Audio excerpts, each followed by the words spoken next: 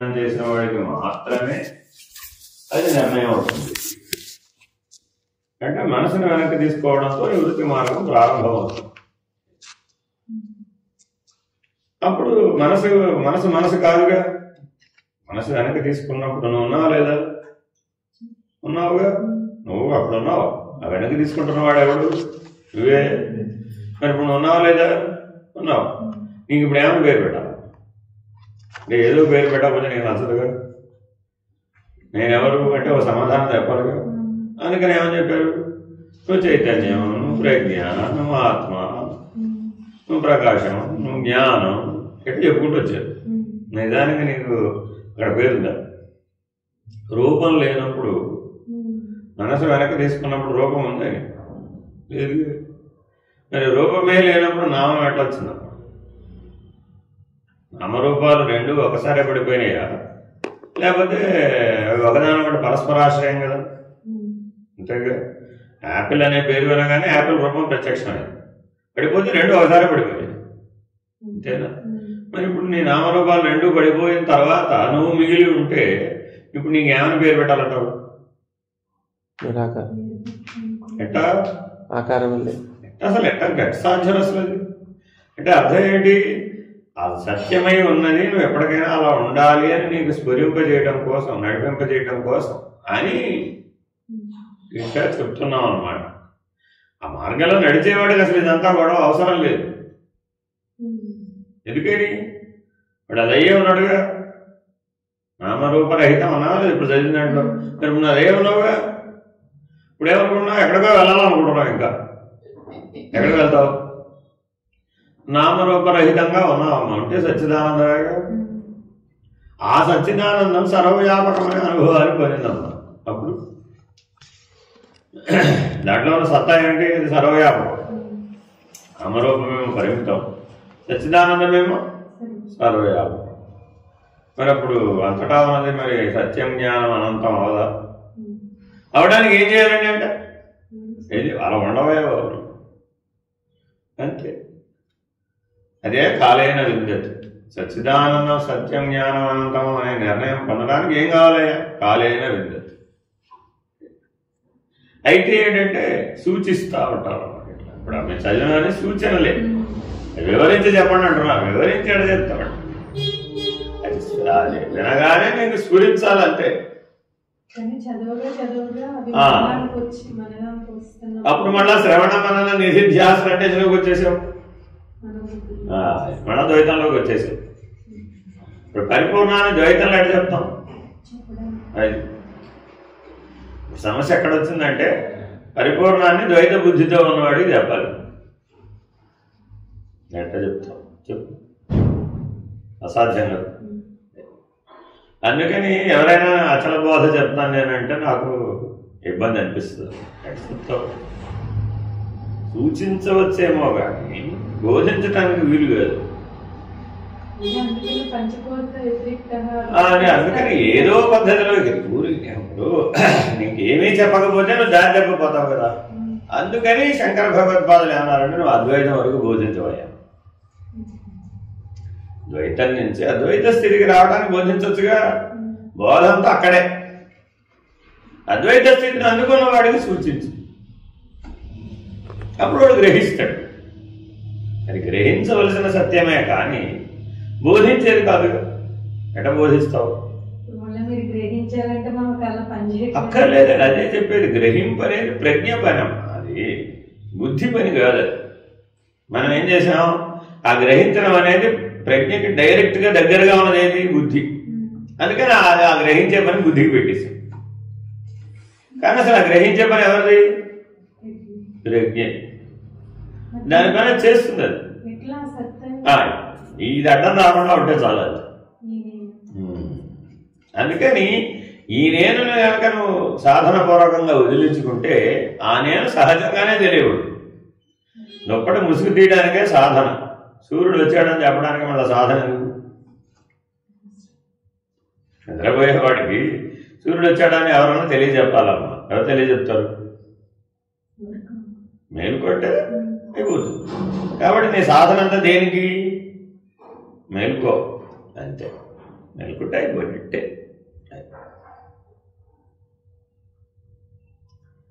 ఘన సుషుప్తిలో నుంచి మెలుకుంటే అయిపోతున్నాం.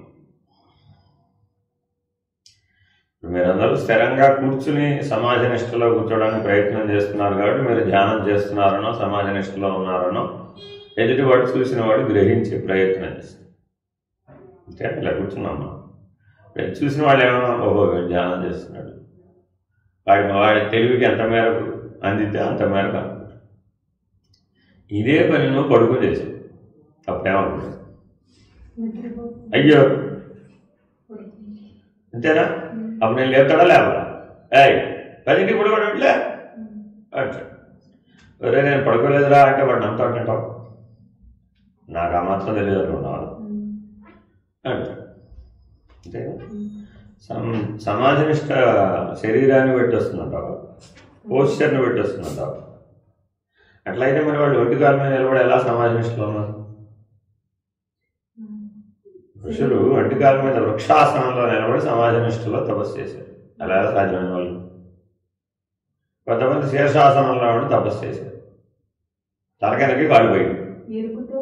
అంటే శరీరం అసలు ఏ పోస్చర్లో ఉన్నది అన్నదానికి సమాధికి సంబంధం లేదు. కానీ ఈ విషయం అసలు నీకు అర్థమయ్యేటట్టు ఎక్కడ చెప్తాం? కాబట్టి సాధన సిద్ధి దశని ఎప్పుడూ నోటితో వాక్యాలలో చెప్పాలి. సిద్ధి దశను వివరించడం కుదరదు. సాధనను గురించి వివరించవచ్చేమో కానీ సిద్ధి దశను వివరించాలి. భోజనం ఎలా ఉందన్నా ఏం చెప్తావు? అది పెట్టారు, ఇది పెట్టారు, ఎలా పెట్టారు, ఇలా పెట్టారు, అలా ఉంది, ఎలా అదంతా ఎలా ఉందంటే అర్థం ఏంటి? భోజనం చేసిన తర్వాత ఎలా ఉన్నావు నువ్వు? ఇంకా చెప్పలేదు. ఇన్ని ప్రశ్నలు ఎందుకురా బాబు, నువ్వు కూడా తినేసి.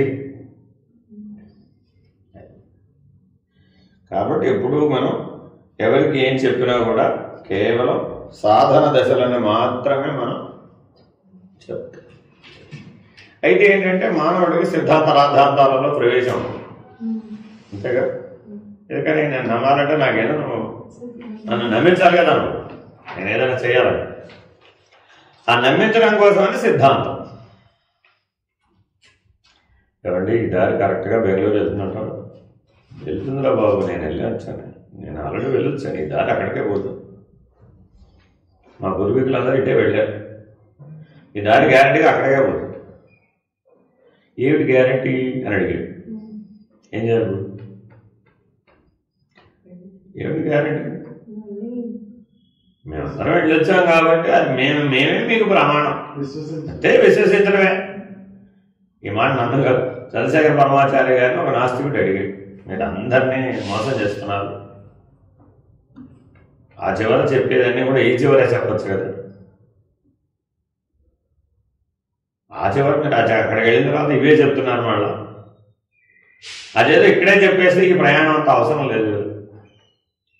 ఎప్పుడో వినోగా సద్యోముక్తి, వాడు మోక్షం ఇప్పుడే పొందేస్తాడు కదా, ఎందుకు వెళ్ళటం అన్నాడు. మరి కరెక్ట్ కదా. వారు ఏమన్నారు అప్పుడు? మా పూర్వీకులందరూ మహర్షులందరూ ఈ దారిలోనే వెళ్ళారు, ఈ దారి అక్కడికే చేరుతుంది, మాకు తెలుసు, లక్షల సంవత్సరాల నుంచి అదే జరుగుతుంది. మీకు లక్షల సంవత్సరాల బ్యాక్గ్రౌండ్ లేదు, మీ పరిశోధన కేవలం 1000-2000 సంవత్సరాలు. పైగా నువ్వు ఇవాళ ఒప్పుకున్నా రేపు ఒప్పుకోవు. అంటే వాడు కొత్తగా కనిపెట్టానండి అంటుంటావు, ఎప్పటికప్పుడు చూడండి మనం, ఇవాళ నేను కొత్తగా కనిపెట్టాను అంటాడు. మరి ఇవాళేమో దేవుడు లేడు అన్నావు, రేపు దేవుడు ఉన్నాడు అంటావు అనుకో, అప్పుడు నేనేం చేయాలి? తూచి ఇప్పుడు చెప్పినంత మనం వదిలేసి అంటున్నావు. కానీ మరి మా వాడు అలా చెప్పలేదు. నేను ఏనాడు చెప్పినా ఇది లక్షల సంవత్సరాల వరకు ఇదే సత్యం అని చెప్పాను. గతంలో లక్షల సంవత్సరాల వరకు అదే సత్యం, రాబోయే లక్షల సంవత్సరాలు కూడా ఇదే సత్యం. ఇది సత్య దర్శనంతో చెప్పబడినటువంటి సూచనలు, బోధలు కావు, సూచన. అందుకే వేదం అంతా సూచనలే. చూడండి, వేదార్థాన్ని మీకు ఎవరు వివరించే ప్రయత్నం చేయరు అసలు. ఎందుకని? వింటూ ఉంటే నీకు ఆ స్మరణ కలగాలి అంతే. కానీ ఇప్పుడు మనం అర్థం చేసుకోలేకపోతున్నామని ప్రతిదానికి తాత్పర్యం అర్థం వ్యాఖ్య జోడించి రాసుకోండి. సహస్రశీర్ష పురుష సహస్రాక్ష సహస్రపాత్ అందండి. ఏం రాయాలి దానికి అర్థం? 1000 తలలు కలిగిన వాడు, 1000 కన్నులు కలిగిన వాడు. అసందర్భంగా కనబడాలి ఎవరికైనా సరే. ఏంటంటే ఆ భూత కల్పన. అసలు 1000 తలలు ఉన్నవాడు అక్కడ చూపెట్టండి. 1000 కన్నులు ఉన్నవాడిని భూమండలో ఎవరో వెతికితే కనబడతాడంటారా అని ఎవరైనా అడిగారు అనుకోండి, ఏం చెప్తావు? మా దేవుడు ఉన్నాయ్యా అని పిడివాదం చేయాలి. దాని అర్థం అదేనా? కాదు కదా, కాదు కదా. అంటే దాన్ని దాంట్లో ఏదో సూచిస్తున్నాడు, ఒక స్థితిని సూచిస్తున్నాడు. దాని అర్థం అది. ఆ పురుషోత్తమ స్థితి అలా ఉంటుంది. అన్ని శరీరాలలో వాడే ఉన్నాడు. అన్ని శరీరాలు అంటే 1000 తలకాయలు ఏం కర్మ? 84 లక్షల జీవరాశులలో ఉన్నటువంటి పరమాత్మ ఒక్కడే అని అంటే ఆ అనుభవం కలిగిన నాడు అప్పుడు నువ్వు ఎలా ఉన్నావు? సహస్రశీర్ష పురుష. సహస్రం సంఖ్యావాచకం కాదు నాయన, అనంతవాచకం. మరి అనంతవాచకాన్ని మరి నీకు నువ్వు పరిమితుడు అనే స్థితిలో ఉన్నవాడికి నువ్వు అనంతుడు అనే స్థితిని పొందకుండా నాకు అది తెలియబడాలి తెలియబడాలి తెలియబడాలి అంటే అవుతుందంట. అవుతుంది. అందుకని వాచ్యార్థంగా దాని అర్థం రాసేసారు. వ్యాకరణ పండితులు ఏం చేశారంటే, సరే అయితే శబ్దార్థం రాసేస్తాం పట్టు. కానీ ఆ శబ్దాలు ఒక స్థితిని సూచిస్తున్నాయి. ఆ విన్నవాడికి ఆ స్థితి కలిగిన వాడికి అది స్ఫురించింది. అలా దాన్ని వ్యక్తీకరించాడు. అందుకే దానికి శృతి అని పేరు. మాకు వినపడింది. వినపడిందంటే వినపడడం కాదు, అది స్ఫురించింది. అందులోనే ముందుకెళ్ళి నాకు ఎవరు స భూమి విశ్వతో ఇక్కడ అక్కడ లోకములందు వ్యాపించినవాడు. నెక్స్ట్ మెట్. దాని తర్వాత ఏమన్నాడు? అత్యతిష్ట దశాంగుళం. 10 అంగుళాల ప్రమాణం అన్నాడు.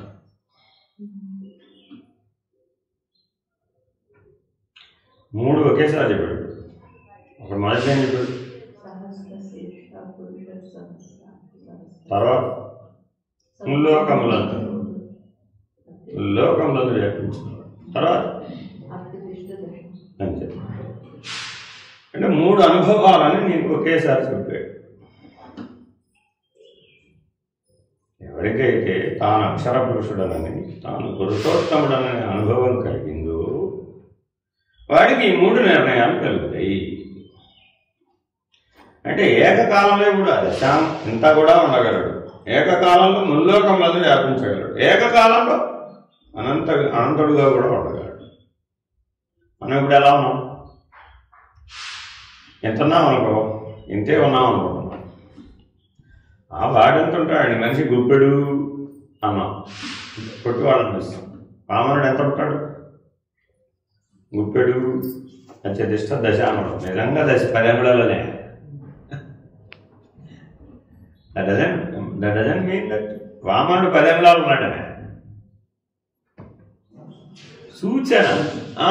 అత్యతిష్ట దశాంగుళం అంటే అత్యంత హ్రస్వం, అత్యంత దీర్ఘం అని చెబుతూ అనంతం అన్నాడు. ఇప్పుడు మరి వామనుడు ఎలా విక్రమించాడు? అవతారంలో విక్రమించాడో లేదా? ఎలా విక్రమించాడో చూసిన వాడు చెప్తున్నాడు. చూడడానికి ఎంతే ఉన్నాడు, గుప్పిడే ఉన్నాడు. ఎంతలో ఏమయ్యాడు? ముల్లోకములందు వ్యాపించాడు. తర్వాత ఏమయ్యాడు? అనంతుడయ్యాడు. నీ సూక్ష్మ శరీరం ఎంత? ఇప్పుడు నీ సూక్ష్మ శరీర ప్రమాణం ఎంత? స్థూల శరీర ప్రమాణం అందరికీ తెలుసు. సూక్ష్మ శరీర ప్రమాణం ఎంత? ప్రమాణం చెప్పిందా? పురుషేవేదం సర్వం. ఈ దశాంగుళం అనేటువంటి నేను పరిమితుడు అనేటువంటి నిర్ణయం కలిగిన వాడు సూక్ష్మ శరీరం. వ్యష్టి సూక్ష్మం.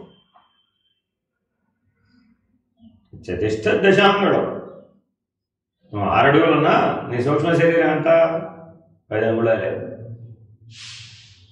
వాస్తవానికి దాని యొక్క ప్రమాణం 10 అంగుళాలు. మరి సమిష్టి సూక్ష్మము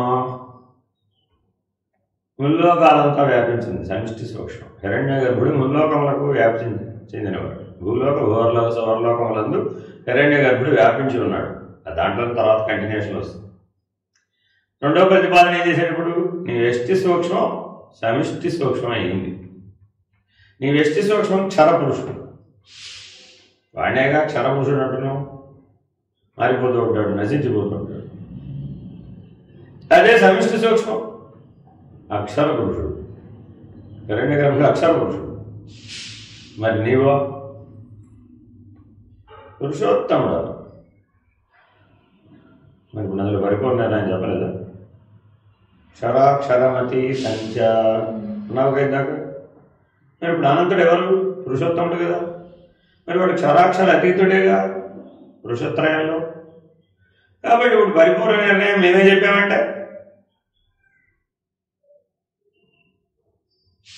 అర్థమైందా? అసలు చెప్పబడిందంతా పరిపూర్ణ నిర్ణయమే, సూచనప్రాయంగా చెప్పారు. ఇట్లా అర్థం చేసుకోవాలన్నమాట. చతుష్ట దశాంగుళం, ఆ దశాంగుళం వ్యష్టి సూక్ష్మం. ఆ 10 అంగుళాలే ఈ 6 అడుగుల శరీరంలో వ్యాపించింది. హృదయాకాశ మధ్యగతో అంగుష్ఠమాత్ర పురుష తర్వాత వస్తున్నాడు. ఇంకేం చెప్పాడు మళ్ళా? హృదయాకాశ మధ్యమున అంగుష్ఠమాత్ర పురుషుడు. ఇప్పుడు అంటున్నాడండి. ఇంతకుముందు 10 అంగుళాలు అన్నారు కదా, మరీ అన్యాయం 1 అంగుళాలు తగ్గించేసేవాడు. నాకు అర్థం కాదు. ఎప్పుడట క్షరుడు అక్షరుడులో లీనమైన హృదయాకాశం ఎక్కడుంది? సమిష్టి సూక్ష్మంలో.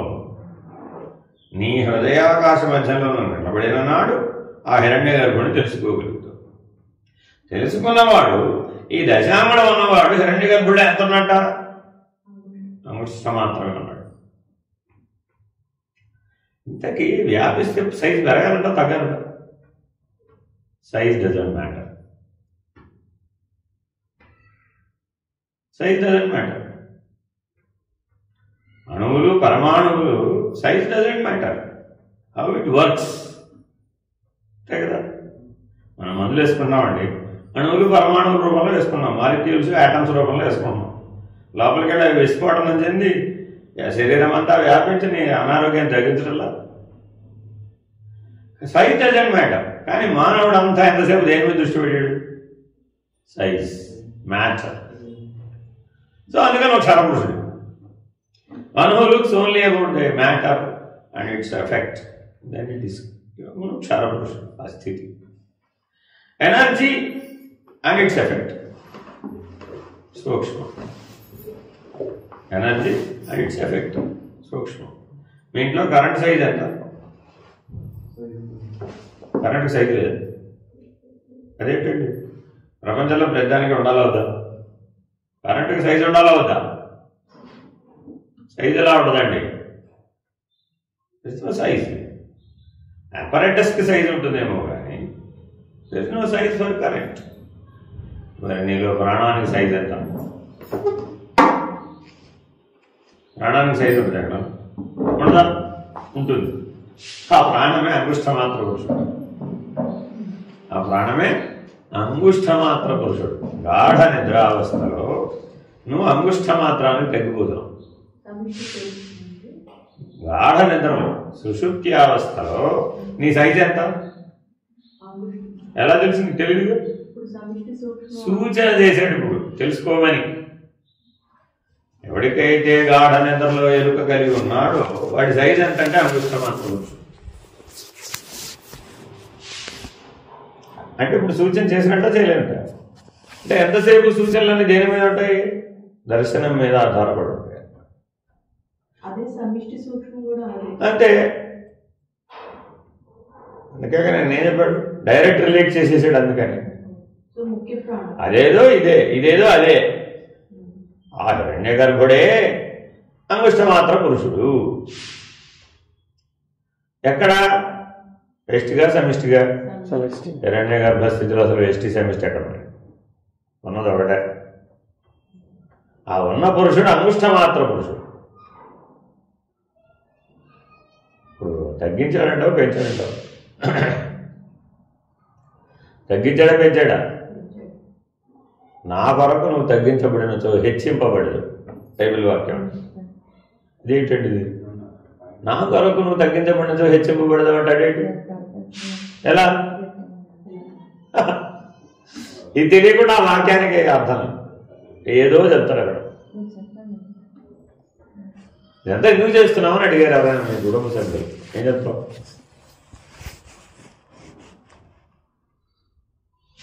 క్షరాక్షరమతీతంచ అవడానికి పురుషోత్తమ స్థితి, పురుషోత్తమ ప్రాప్తిని, అందుకే పురుషోత్తమ ప్రాప్తి, ఆ పురుషోత్తమ ప్రాప్తిని అందుకోవడం కోసం చేస్తున్నాను అంట. మీ పిల్లలకి అర్థమైనట్టారంట? వాడి లోపల ఉన్న జీవుడికి అర్థమైంది, వాడికి అర్థం కావాలి.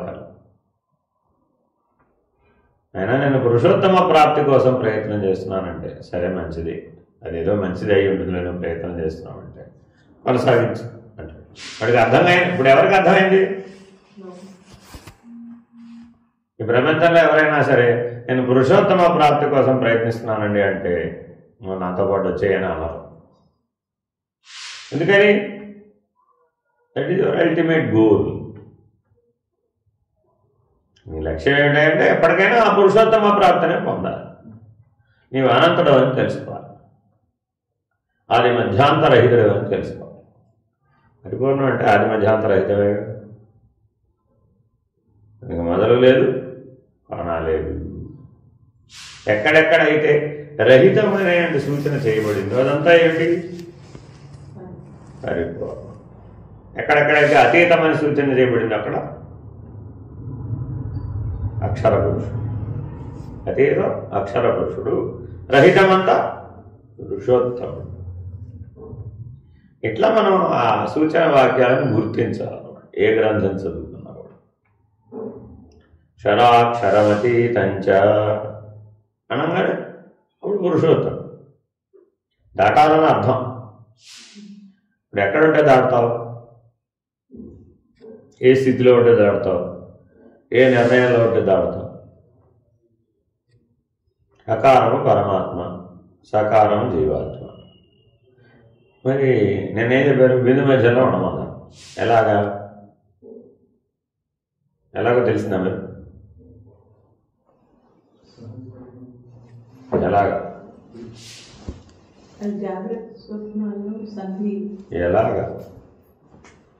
ఎలాగా?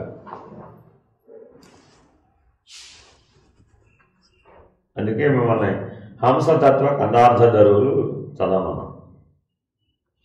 చదవాలన్నమాట. చదివితేనే తెలుస్తుంది. అందులో ఈ సూచన ఉంటుంది. చంద్రహాసమును చేతబూని హకార సకారములను తెగ నరుకుచు తానైన బిందువునందు నిలచియుండు తాను తానే ఓ పరమాత్మ.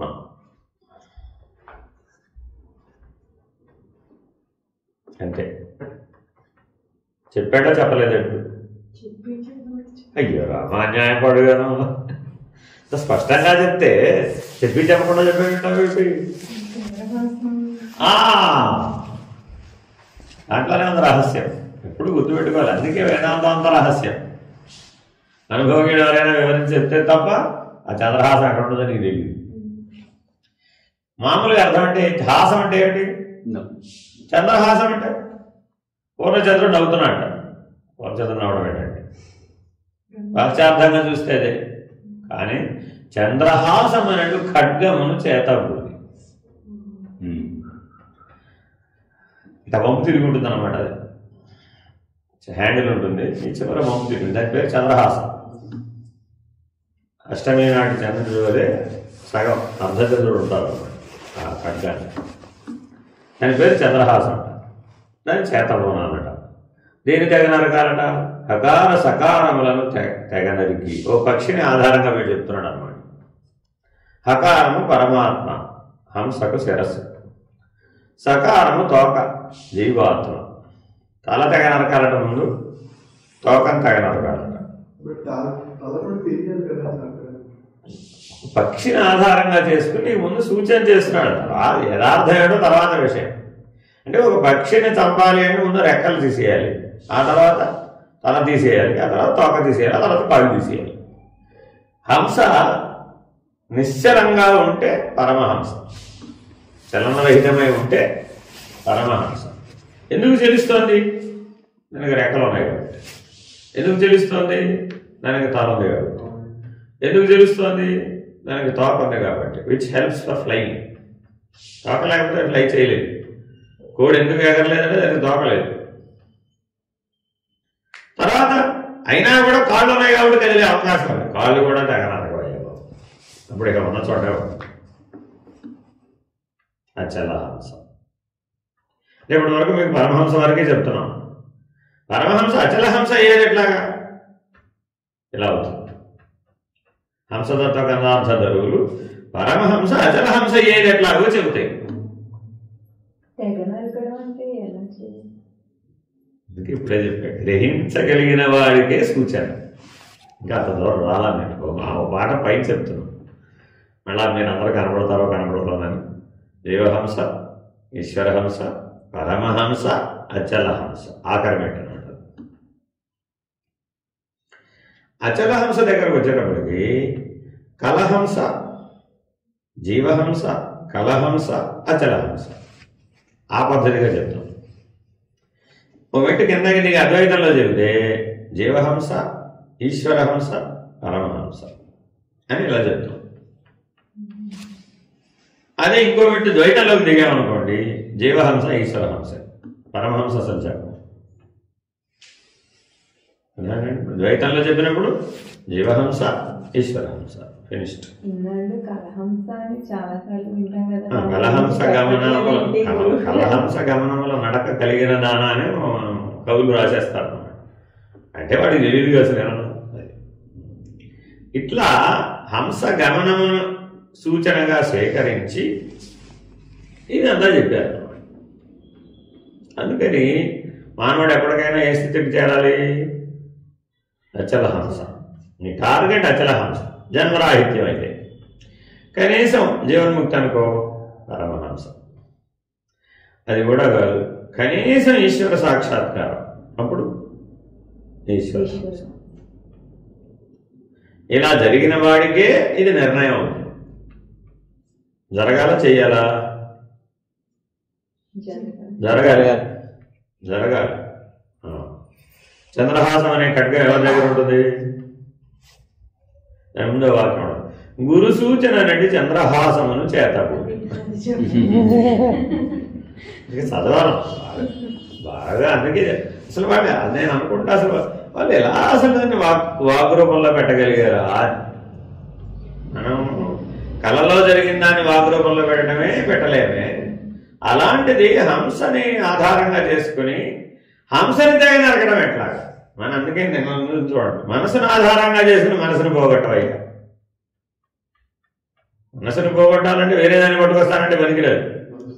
దాన్ని మనసుతోనే నిగ్రహించాలి. అంతే. తెలుసుకోవాలంటే మనసుతోనే, మనసుతోనే తెలుసుకోవాలంటే. బుద్ధిగ్రాహ్యం అతీంద్రియం, బుద్ధితోనే తెలుసుకోవాలంటే అంతే. మరి అట్లా సూచనలన్నీ అలాగే ఉంటాయన్నమాట. అంటే ఆ స్థితికి వచ్చిన వాడికి స్ఫురిస్తుంది అనమాట, లేని వాడికి స్ఫురిస్తుంది. ఈ గ్రహింపు రావాలన్నమాట. మనం ఎంత గ్రహింపు మళ్ళా వివరించండి అంటే కుదరదు. కాబట్టి ఎక్కడికక్కడ అచల పరిపూర్ణం అంతా కూడా ఇట్లా సూచించబడుతుంది, అంతేగాని వివరించబడటం కుదరదు. అందుకని మీరు అందరూ చక్కగా ముందు జీవహంస నుంచి ఈశ్వరహంస అవ్వాలి, ఈశ్వరహంస నుంచి పరమహంస అవ్వాలి, పరమహంస నుంచి అచలహంస. ఆఖరి మెట్టు అనమాట, లాస్ట్ చరణం. అంటే శ్వాస ఇక్కడి నుంచి ఆడడమే దాని తోక తీయడమా? ఈరోజు చెప్తాను అలాగా, ఎందుకు బలవంతాలు. అసలు ఇది ఇట్లా ఓ మార్గం ఉందని తెలుసుకోమటమాట. ఆ మార్గంలో ప్రవేశిస్తే ఆ ప్రయాణం సాగుతుంది. ముందు మనకి అసలు హంసతత్వం బోధపడాలి కదా. ఇప్పుడు నువ్వు అంతర్ముఖుడివై ఉండాలి. అసలు బహిర్ముఖమే లేనటువంటి అంతర్ముఖత్వంలో ఉంటే తప్ప కేవలం హంస మీద దృష్టి నిలిపిన వాడికి మాత్రమే కదా తెలియబడి. మనం ఏం చేస్తున్నాం, అటు బహిర్ముఖానికి ఇటు అంతర్ముఖానికి కాసేపట్టు ఉంటున్నాం. మరి అప్పుడు ఎట్లా నిర్ణయం అవుతుంది? అవదు. అందుకని దేహాత్మ, అంతరాత్మ, పరమాత్మ, కేవలాత్మ, ఆత్మా చతుష్టయం ఉంటుంది. 4 పద్ధతులుగా చెప్పారు. కాబట్టి దేహాత్మభావమే జీవహంస, అంతరాత్మభావమే ఈశ్వరహంస, పరమాత్మభావమే పరమహంస, కేవలాత్మయే అచలహంస. ఇంతకీ కాళ్ళు తీసేసాం, తల తీసేసాం, తోక కూడా తీసేసాం, రెక్కలు కూడా తీసేసాం. హంస బతికుందంటావు పోయిందంటావు? డౌట్ వచ్చింది, ఫస్ట్ వచ్చింది. హంస బ్రతికుందంటావు పోయిందంటావు? చలనరహితం అన్నాడు అంతే. బ్రతికుందంటావు పోయిందంటావు?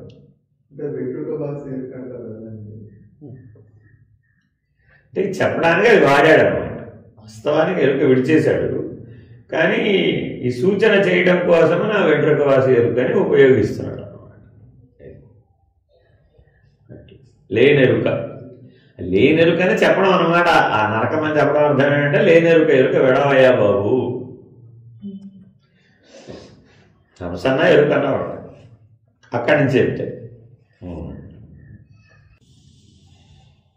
భావము భావాతీతము, అభావము భావాభావరహితం. భావము జీవహంస, భావాతీతం ఈశ్వరహంస, అభావం పరమహంస, భావాభావరహితం అచలహంస. ప్రతిదీ హంసకి రిలేట్ చేయాలన్నమాట. అంటే జీవహంస అంటే మనం ఏదన్నా అనుకో, భావం అన్నావా లేదా, నా భావంలో అన్నావా లేదా, జీవహంస తీసేయి, అయిపోయింది, ఫినిష్డ్. భావాతీతం అంటే సమాజనిష్ట. అక్కడ ఏమన్నా నీకు నిర్ణయం కలిగిందనుకో, అది ఈశ్వరహంస, సాక్షాత్కారం అన్నమాట.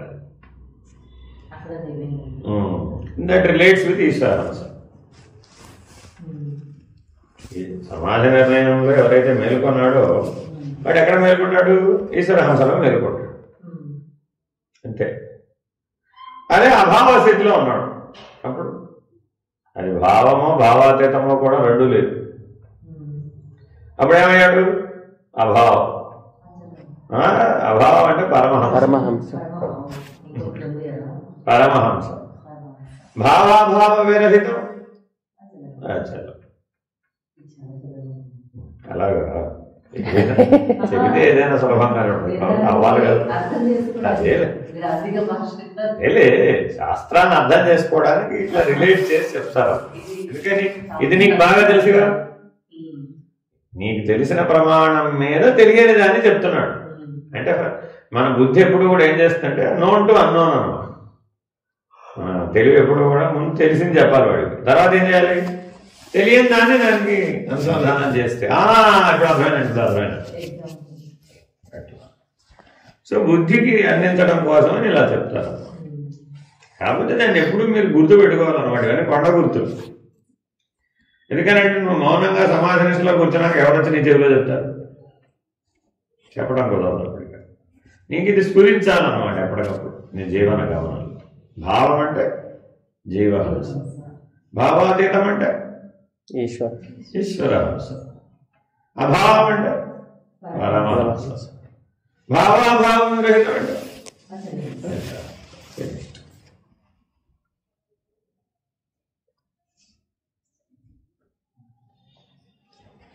హంసతత్వ కందార్థలు ఒక రాత్రి చదివించారన్నమాట. చదివి ఏమర్థమైందన్నారు. పుస్తకంలో చదివేశాను, ఓ అరగంటలో చదివేశాను. మొత్తం చదవడమేగా చదివేశాను.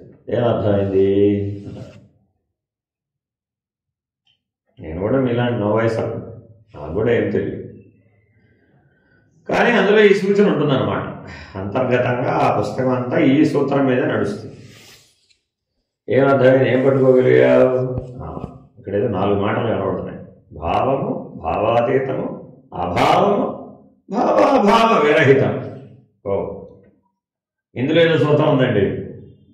ఇది లైన్ కలుస్తుంది అంటే దాన్ని హంసకి సంబంధం పెట్టి ఇప్పుడు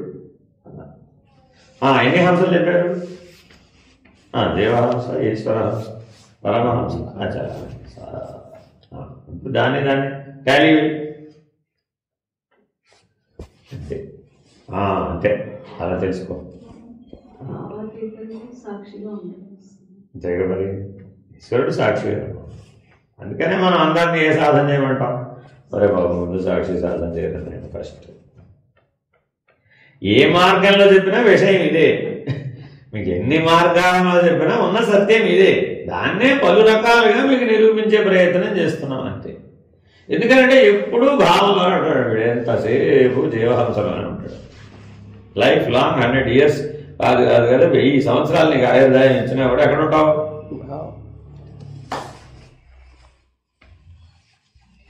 మొదటి భావం ఏమిటి? భోగి భోగ్య భావం. ఆ భావంలో మొదటిదేంటి? భోగి భోగ్య భావం. భావమే కదా, అంతేనా కాదు? నెక్స్ట్ యోగి యోగ్య. యోగి యోగ్య భావన. దీనికంటే అది కొద్దిగా బెటర్, అంతేనా కాదు? కానీ సరిపోదు, చాలు. నెక్స్ట్ జ్ఞేయము జ్ఞాత. జ్ఞేయము జ్ఞాత, అది కూడా భావమే. తెలియబడేది, తెలుసుకునేవాడు. జ్ఞేయము జ్ఞాత. ఎవడైతే జ్ఞేయము జ్ఞాతగా అయ్యాడో ఆ జ్ఞాత సాక్షి. ఆ జ్ఞాత ఎవరు? సాక్షి. జ్ఞేయం ఎవరిలో కలిసిపోతుంది? జ్ఞాతలో కలిసిపోతుంది. ఎప్పుడు కూడా దృశ్యం ఎవరిలో కలిసిపోతుంది? ద్రష్టలో కలిసిపోతుంది. కాబట్టి ఆ సాక్షి భావం జ్ఞాతలో కనుక నువ్వు నిలబడితే అప్పుడేమయ్యావు? ఈశ్వరహంస. సాక్షి కదా, భావాతీతం. జ్ఞాతకి ఏమి అట్రిబ్యూట్ చేయగలవు? భోగే యోగే. వాడి దగ్గర భోగి భోగ్యములు లేవు, యోగి యోగ్యములు లేవు. వాడు జ్ఞేయము జ్ఞాత. వాడు భోగికి జ్ఞాతే, యోగికి జ్ఞాతే వాడు అని ఎవరైతే నిర్ణయంగా ఉన్నారో, ఇప్పుడు నీ అవస్థాంతరం నీకు అనుభవం అవుతుందా లేదా? అవుతుందా?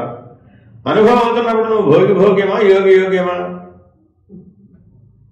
ఏదైనా సరే నేను అనుభవిస్తున్నానన్న వాడు భోగి కదా. కాబట్టి భోగ్యం ఏమిటి నీకు? నీ అవస్థాత్రయం, నీ శరీరత్రయం. నీ శరీరత్రయం నీకు అనుభవానికి వస్తుందా లేదా? ఆ తర్వాత కూడా ముందు అసలు కింద నుంచి అర్థం రాదు. ఇప్పుడు మనం భోగ్యం అంటే ఎక్కడ ఆలోచిస్తున్నాం అంటే బహిర్ముఖంలో, ప్రపంచంలోకి వచ్చి ఆలోచించకూడదు. ఎక్కడ ఆలోచించాలి? నీ శరీరత్రయం నీకు భోగ్యమేగా.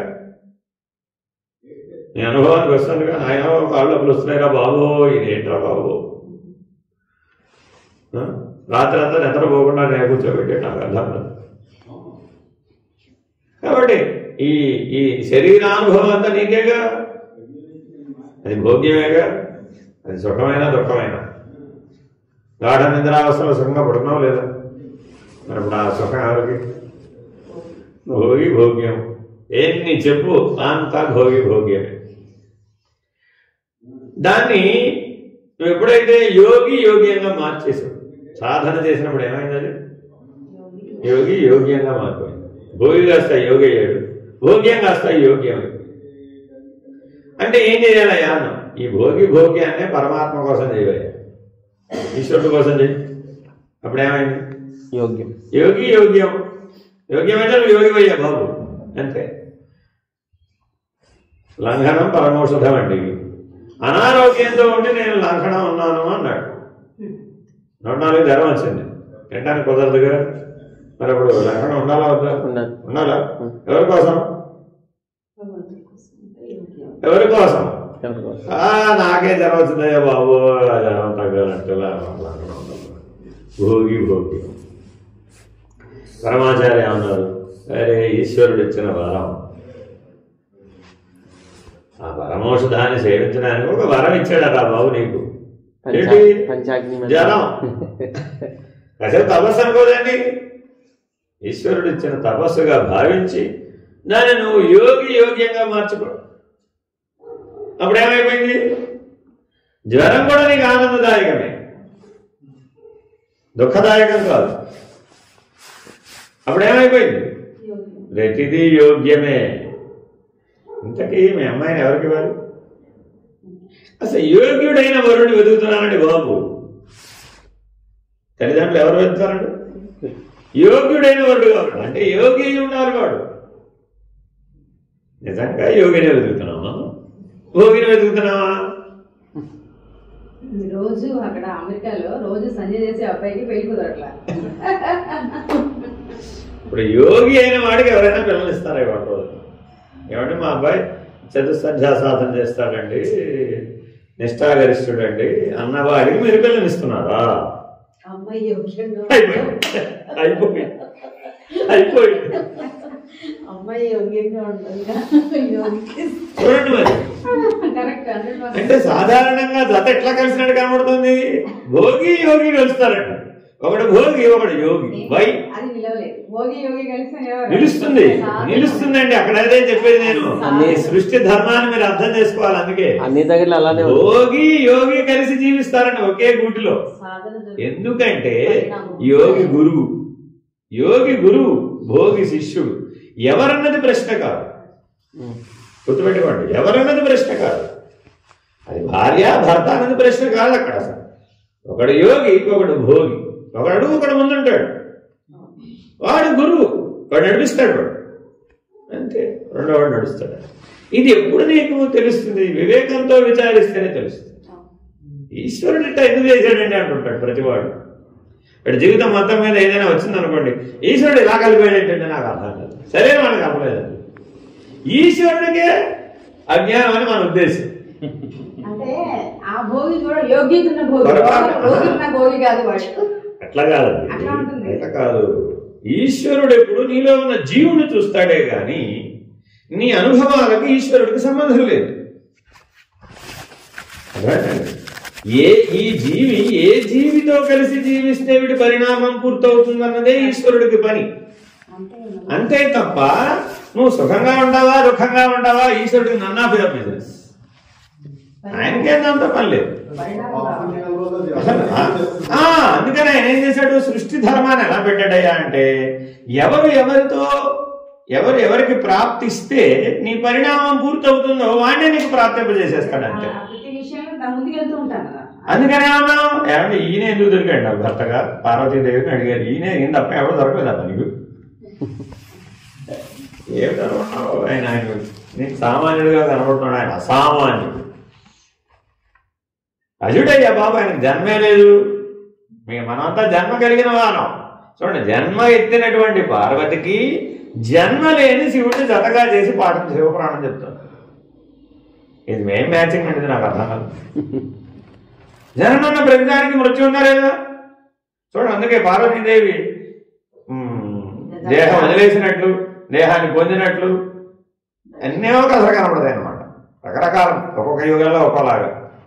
మరి జననం ఉన్నటువంటి వాడు జీవి కదా, మరి అజమైన వాడు పరమాత్మ కదా. ఈ జీవాత్మని ఎవరికి మ్యాచ్ చేశాడు? పుట్టుకే లేని పరమాత్మకి మ్యాచ్ చేశాడు. అదే కరెక్ట్ మ్యాచింగ్ పొమ్మని వాళ్ళనే ఆదర్శంగా తీసుకోమని మనం వివాహ కాలంలో చెప్తాం. శివపార్వతుల వలె జీవించండి. లక్ష్మీదేవి సముద్రంలో పుట్టింది. ఇప్పుడు క్షీరసాగర మంథనంలో పుట్టిందంటే ఉన్నట్టేనా లేదా? పుట్టిందా లేదా? జననం ఉందా లేదా? మరి ఇప్పుడు ఆవిడ ఎవరిని ఆశ్రయించింది? జననమే అజుడైనటువంటి నారాయణుని ఆశ్రయించింది. ఈ జీవాత్మ ఆ పరమాత్మను ఆశ్రయించినప్పుడు, ఆయన హృదయస్థమైనప్పుడు, ఇప్పుడు ఈ జీవాత్మకు మరణం వచ్చిందా? లక్ష్మీదేవి పోయిందని పురాణంలో నిరూపించండి, ఎక్కడన్నా ఉందా? దేహత్యాగం చేసినట్టు ఎక్కడన్నా ఉందా? ఆవిడకి లేదు. కానీ నీకు అర్థం కావాలి కాబట్టి అలా చెప్తాం అంతే. అది కిడ్ స్టోరీ, అది వేరే విషయం. అదన్నా పెద్దానికి రహస్యం ఉండదు. అంటే ఏం చెప్తున్నారు ఇప్పుడు ఆ త్రిమూర్తుల దృష్టిని చెప్పేటప్పుడు? అంతే. ఇంతకీ సరస్వతీదేవి ఎప్పుడు పుట్టింది? వాణి హిరణ్య గర్భులు కదా, అంతేనా? మరి బ్రహ్మగారు ఎప్పుడు పుట్టాడు? ఎప్పుడో కమలంలో పుట్టాడు, పద్మనాభుని కమలంలో పుట్టాడు, అంతేనా కదా? మరి ఆయన కూడా జన్మ ఉందా లేదా? ఇప్పుడు జీవాత్మ బ్రహ్మ, లేకపోతే మూలా నక్షత్రం నాడు సరస్వతి ఆవిర్భవించిందండి, పుట్టిందా లేదా? ప్రతి సంవత్సరం చదువుతున్నావుగా.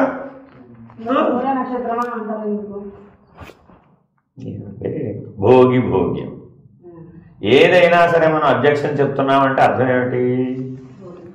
అవి యోగిగా మారడానికి పనికొచ్చేవి. మూలా నక్షత్ర సంజాతుడు తప్పక యోగి అవుతాడు, తప్పక యోగి అవుతాడు. వాడు వైరాగ్యంతో పుడతాడు, దాని అర్థం అది. ఆ మూలా నక్షత్రం అంటానికి అర్థం అది. వాడు వైరాగ్యంతో పుడతాడు, జన్మత వైరాగ్యంతో పుడతాడు మూలా నక్షత్రం. మరి ఇప్పుడు వాడిని నీకే వైరాగులు నచ్చుతారట. వైరాగులతో నాకేం పనండి బాబు, ఏదో 4 కోట్లు సంపాదించి 4 పిల్లలు, కానీ మా అమ్మాయిని ఇంకా జాగ్రత్తగా చూసుకుంటే చాలా అబ్బాయి. అంటే మానవ జీవితం అంతా ఏం చూడు చెబుతుంది?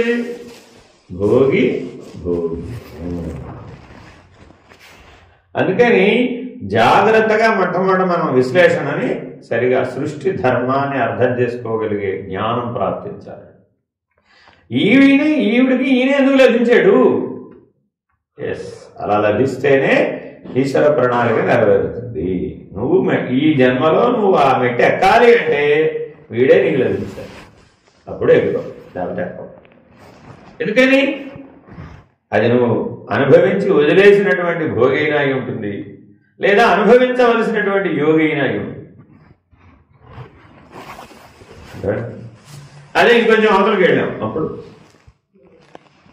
జ్ఞేయము జ్ఞాత ఇంకో మెట్టెక్కేశాడు. ఆత్మసాక్షాత్కార జ్ఞానం కలిగినటువంటి వాడు బ్రహ్మజ్ఞాని మా అమ్మాయికి వరుడుగా లభించాలి. పూర్వం ఎట్లా వెతికేవాడండి? మహర్షులైన వాడు మా అమ్మాయికి వరుడుగా లభించాలి అని సంబంధాలు వెతికేవాడు. ఇప్పుడు మహర్షులకు పెళ్లి చేద్దాం. ఈ యుగంలో మహర్షులను వెతికి పెళ్లి చేయాలంటే అసలు ఎంత కష్టం. అంటే బ్రహ్మజ్ఞానం పెళ్లి చేసుకోవచ్చా చేసుకోకూడదా? చేసుకోవచ్చు, మన ధర్మం ఏమీ కాదనదండి. ఎందుకని వాడు ఇప్పుడు ఏ స్థితిలో ఉన్నాడు? జ్ఞేయము జ్ఞాత. భోగ్యం దాటేశాడు, యోగ్యం దాటేశాడు, సాధన పూర్తి అయిపోయింది, సిద్ధి దశకి చేరుకున్నాడు, జ్ఞాని అయ్యాడు. జ్ఞేయము జ్ఞాత. భోగ్య స్థితిలో ఉన్నవాడు గృహస్థాశ్రమాన్ని స్వీకరిస్తే దేన్ని ఆచరించాడు? భోగాన్ని ఆచరించాడు. యోగ్య స్థితిలో ఉన్నవాడు గృహస్థాశ్రమాన్ని స్వీకరించాడు, దేన్ని ఆచరించాడు? జ్ఞేయము జ్ఞాత అన్న స్థితిలో ఉన్నవాడు గృహస్థాశ్రమాన్ని స్వీకరించాడు. దాని అవతల చెప్పండి, ఇప్పుడు చూద్దాం. 4వ మెట్టు చెప్పండి, అప్పుడేనా? జ్ఞేయము జ్ఞాత తర్వాత చెప్పండి. 3 స్టెప్పులు అయిపోయినాయి. 4వ స్టెప్ చెప్పండి చూద్దాం. దృశ్యం. 4వ స్టెప్ చెప్పండి చూద్దాం. దృశ్యం. 4వ స్టెప్ చేతనము చైతన్యం. అర్థమైందండి? 4వ పెట్టేయండి. చైతన్యము చేతనము. జస్ట్ సమిష్ట వెస్టే లేదు, సమిష్ట వెస్ట్ లేదు. ఎట్లో లేదా? నీ దేహం చేతనం, నీవు చైతన్యం. ఇప్పటి వరకు వేరువేరుగా ఉన్నాయి, ఇప్పుడు ఒక దాంట్లో వచ్చేసి భోగ్యం వేరువేరుగా ఉన్నాయా? ఒక దాంట్లోనే ఉన్నాయా?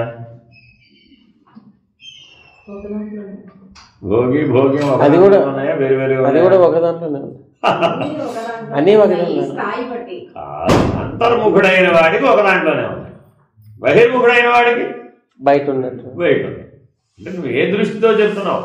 బహిర్దృష్టితో చెప్తున్నావా, అంతర్ముఖంతో చెప్తున్నావా? అంతర్ముఖుడైన వాడికి భోగ్యం ఒక దాంట్లోనే. అంటే నీ శరీరం నీకు భోగ్యం, నువ్వు శరీరి, అంతేనా కదా? నువ్వు భోగ్యం.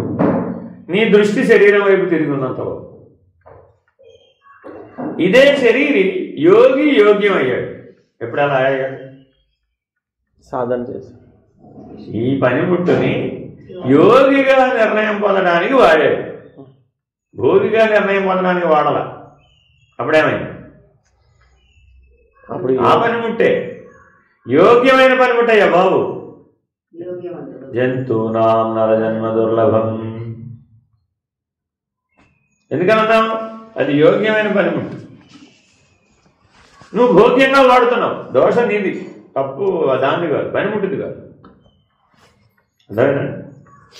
ఎవరైతే ఆ పనిముట్టుని భోగ్యం కోసమే వాడారో వాడు అజ్ఞాని.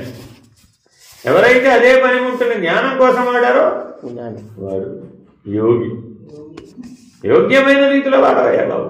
చూడండి, మన పిల్లలందరికీ ఆ పనిముట్టే అది అక్కడ పారేస్తావు కదా, ఎంత ఉపయోగం తెలియడం లేదు. సందర్భం వచ్చినప్పుడు ఇదే కనపడకపోతే పని అవసరం బాబు, జాగ్రత్తగా పెట్టుకుంటాను. అంటే యోగ్యమైన రీతి, ప్రతిదీ యోగ్యం, ప్రతిదీ యోగ్యం. దాని విలువ దానికి ఉందంట. ఆ పనిముట్టుకి విలువ లేదా? అయ్యో, ప్రతి వస్తువుకి విలువ ఉందండి బాబు. ఆయన అన్ని ఇంట్లో దాచుకున్నాడు. అప్పుడేమన్నా అన్ని ఇంట్లో దాచేసుకుంటే ఏమైపోయింది? ఇప్పుడు భోగమే. కాబట్టి అట్లా చేయకూడదు. ఎప్పుడూ నీ వివేకాన్ని కోల్పోకూడదు. నువ్వు భోగివైనా కోల్పోకూడదు, యోగివైనా కోల్పోకూడదు. నీ లక్ష్యం భోగి యోగి కాదు. నీ లక్ష్యం జ్ఞేయము జ్ఞాత. దీని ద్వారా నేను నన్నేదో తెలుసుకోమంటున్నాడు పరమాత్మ. ఆ తెలుసుకున్నది నిర్ణయం అయితే నాకు ఈ పనిముడితో పని లేదు. జ్ఞాత అయిన వాడికి మిగిలిన 24 అన్న పనే. జ్ఞాత అయ్యేంత వరకే వాడికి పని ఆ 24తో. జ్ఞాత అయిన వాడికి మిగిలిన 24తో వాడికి పని లేదు. ఎప్పుడు వాడి జ్ఞాతే. ఇప్పుడు వాడిని అడిగాం, ఏమంటే నీ శరీరం నువ్వు కాదా?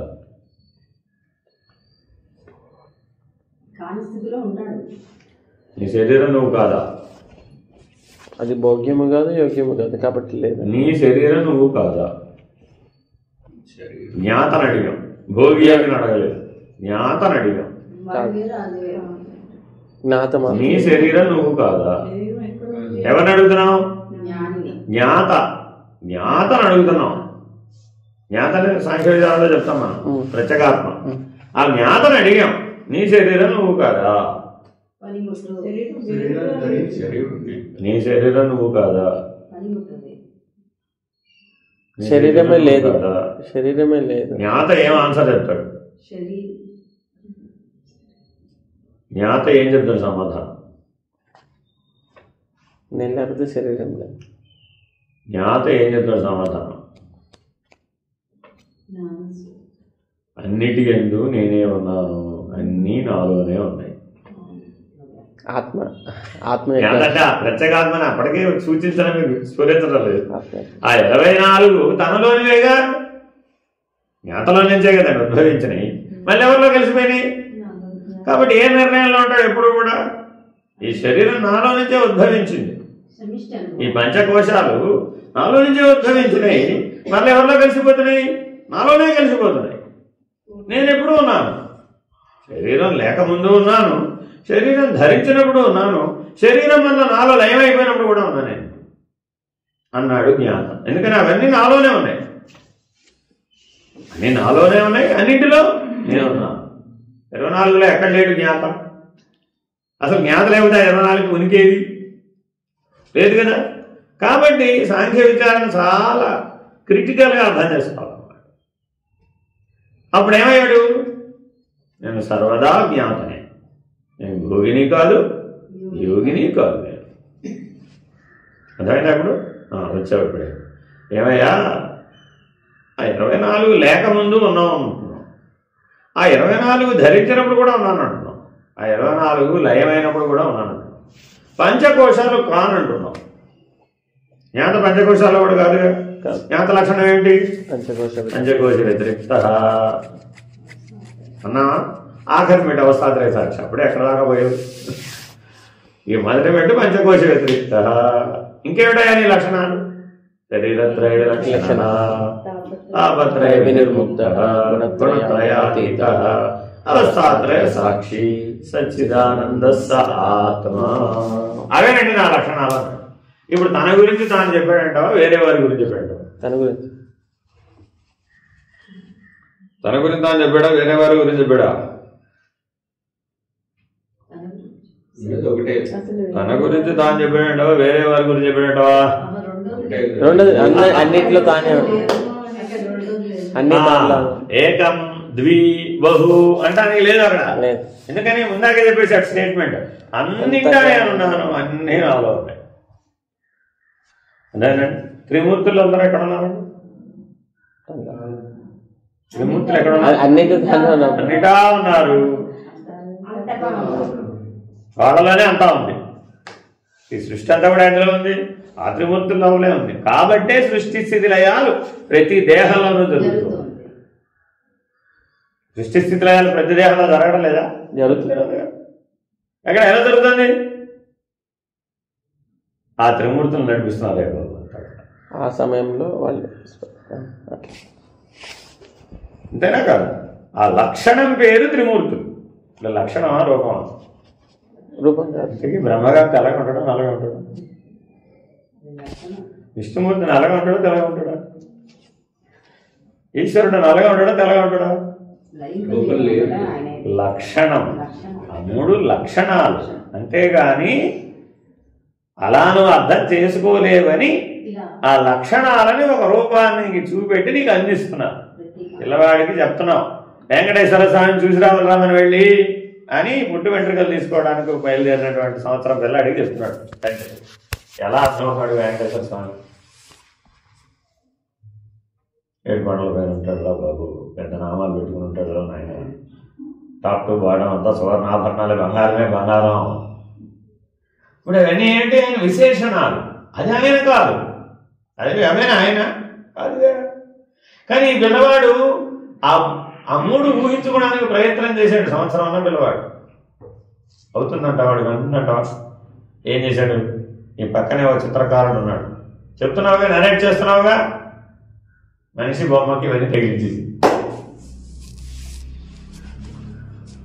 ఇదిగో ఇది అని ఆ సంవత్సరం పోల్చుకున్నట్టు. కరెక్ట్ కరెక్ట్ మ్యాచ్ అయింది. అర్థమే నా వెంకటేశ్వరుడు అంటే ఎవరికి? సంవత్సరం. అంటే దైవాన్ని సాకార సగుణమూర్తిగా అర్థం చేసుకోగలిగిన వాడి వికాసం ఎంత వయసు? మళ్ళీ 1 year. మరి మనం ఇప్పుడు అంతర్ముఖంలో ఈశ్వర సాక్షాత్కారాన్ని పొందాలి అని అంటున్నాం. సాకార సగుణ సాక్షాత్కారమా, నిరాకార నిర్గుణ సాక్షాత్కారమా? అంటే సాక్షాత్కారం ద్విధములు. ఏది పొందుతాం? 2 ఉత్తమమే. సాకార సగుణ సాక్షాత్కారము ఉత్తమమే, ఆ నిర్గుణ నిరాకార సాక్షాత్కారం కూడా ఉత్తమమే. అధమం అంటానికి వీళ్ళు. ఎందుకంటే అసలు మీకు బహిర్ముఖంలో సాధ్యపడదుగా. ఆ సాక్షాత్కారం అనేది అంతర్ముఖంలోనే సాధ్యపడుతుంది తప్ప బహిర్ముఖంలో సాధ్యపడదు. మరి ఇప్పుడు ఆ దశ దాకా చేరుకున్నాడంటే కనీసం వాడు భోగి యోగి కాకుండా ఇప్పుడు ఏ స్థాయికి చేరుకున్నాడు? జ్ఞాత స్థాయికి చేరుకున్నాడు. అంటే సాక్షాత్కారం పొందిన వాడెవడు వాడే జ్ఞాత. ఇప్పుడు ఎవరిని దర్శించావయ్యా నువ్వు? ఎవరిని దర్శించావు? అందరిలోనూ ఉన్నాయన, ఆయన ఆయనలోనూ ఉన్నాడు, అందరిలోనూ ఉన్నాడు, వేరేగా ఎక్కడ లేడు. ఎవరిని దర్శించావు? ఎవరిని దర్శించావు? కానీ వాడికి అప్పుడు మరి అలా లేదుగా. నాకు వెంకటేశ్వరుడు కనబడ్డాడు, నాకు విశ్వేశ్వరుడు కనబడ్డాడు, నాకు రాముడు కనబడ్డాడు. హనుమంతుడు హృదయాన్ని చీల్చి చూపెట్టాడండి. సగుణ సాకార సాక్షాత్కారం. ఆ ఘట్టం మనకు ఎట్లా కనిపిస్తుంది? అనన్య భక్తి అన్నా లేదా? అసలు అక్కడికి రీచ్ అవడం చాలా కష్టం. అంటే దాని అర్థం ఏంటి? నువ్వు సగుణ సాకార సాక్షాత్కారాన్ని ఎక్కడ పొందగలుగుతావు? అనాహత పద్మ మందిరంలో పొందగలుగుతావు అని చెప్తున్నాడు ఆయన. అర్థమైందండి? అంతేగాని మనం చూపిస్తే అక్కడ ఏముండదు. అర్థమైందండి? రోజు heart surgeon open heart surgery చేస్తాడు అనుకోండి, ఆయన రోజు రామ సాక్షాత్కారం అయినట్టేనంటావా? చిన్నపిల్ల స్టోరీ చెప్తాను. ఏమంటే మీరు నాకు ఓపెన్ హార్ట్ సర్జరీ చేయబోతున్నారు కదా, మా అమ్మ చెప్తూ ఉంటుంది దేవుడు ఎప్పుడు హృదయంలో ఉంటాడని. దేవుడు కనబడితే ఒక మాట చెప్తారు, ఇప్పుడు ఆ సర్జన్ ఏమని చెప్పారు? రోజు చేస్తాడు ఆయన, రోజు 14 సర్జరీలు చేస్తాడు.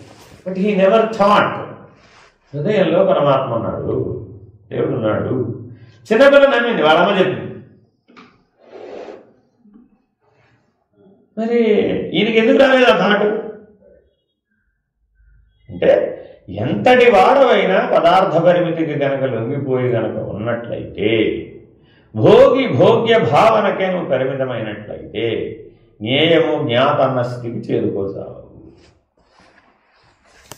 అత్యద్భుతమైన తెలివితేటలు ఉన్నవాడేగా ఓపెన్ హార్ట్ సర్జరీ చేసేది, సామాన్య మానవుడు చేయలేడుగా. అవునా కదా? హైయెస్ట్ లెవెల్ ఇంటెలిజెన్స్ ఉంటేనే ఓపెన్ హార్ట్ సర్జరీ చేయగలిగాడు. ఏ క్షణమైనా ప్రాణపోద్దాం. ఓపెన్ హార్ట్ సర్జరీలో it takes heart more than 90 minutes, 1.5 hour operation. ఏ నిమిషంలో అయినా సరే ఫినిష్డ్. అంటే 1.5 గంట కాన్సన్ట్రేటెడ్గా పనిచేయాలి. ఎక్కడ రెమ్మపాటు అడుగులు పోవు. అరౌండ్ 10 to 15 members ఆపరేట్ చేస్తారు ఓపెన్ హార్ట్ సర్జరీ. మరి అన్నీ ఆ లీడ్ చేసేవాడు అంత కాషస్గా ఉంటాడు. మరి ఇంత ఇంటెలిజెన్స్ ఉన్నవాడు హృదయంలో పరమాత్మ ఉన్నాడని విశ్వసించలేదు. మరి ఇప్పుడు చైతన్యము చేతనము అన్న స్థాయికి వెళ్ళగలనంటారు. వాటి 4th లెవెల్ చైతన్యము చేతనం. ఈ సృష్టి అంతా జడమా చేతనమా? బ్రహ్మాండం అంతా జడమా చేతనమా? జడ చేతనం. జడమా చేతనమా అంటే జడ చేతనం అంటే జడ చేతనం. చైతన్యం యొక్క స్పర్శ వచ్చినప్పుడు చేతనం అవుతుంది. Part A part B, AB అంటే ఏబి కాదు సి అంటారు. బ్రహ్మాండం జడమా చేతనమా? జడమా చేతనమా? రెండు కలిపి ఉంటాయి దాంట్లో. జడమా చేతనమా? జడమా చేతనమా? నా యొక్క సంస్పర్శ ఉన్నప్పుడు చేతనం. సూర్యుడు జడమా చేతనమా? సూర్యుడు జడమా చేతనమా? ఎందుకని? నువ్వే ఇప్పుడు ఏ లెవెల్లో మాట్లాడుతున్నావు? చైతన్యం చేతనం దగ్గర మాట్లాడుతున్నావు. వాడు ఏ దృష్టితో చూస్తాడు ఇప్పుడు? జడమా చేతనమా? జ్ఞేయము జ్ఞాత దగ్గరికి రాదా? ఇప్పుడు ఇంకా మనం ఎక్కడ ఉన్నాం? మనమిగా సాక్షి, మూడవస్థలకి సాక్షిగా ఉన్నాడు. చైతన్యం చేతనం ఉంది అక్కడ, అంతే. ఇంకేమి లేవు, ఏమీ లేవు, అనుభవాలు లేవు, ఏమీ లేవు. సాక్షాత్కారాన్ని పొందాడు, పొందితేనే జ్ఞాత అవుతాడు. ఆ పొందినటువంటి వాడు మెట్టు ఎక్కాడు. ఏమెక్కాడు? తురియ అనే స్థితిలోకి చేరాడు. అక్కడ ఏముంది? చైతన్యము చేతనం. ఎదురుకుండా బ్రహ్మాండం కనపడుతుంది, పిండాండం కనపడదు వాడికి. సాక్షాత్కారం పొందిన వాడికి పిండాండం కనపడదు, కేవలం బ్రహ్మాండమే కనపడుతుంది. ఇప్పుడు ఆ బ్రహ్మాండం వాడికి జడమా చేతనం? బ్రహ్మాండం జడమా చేతనమా? బ్రహ్మాండం జడమా చేతనమా? జడమే. జడమా చేతనమా?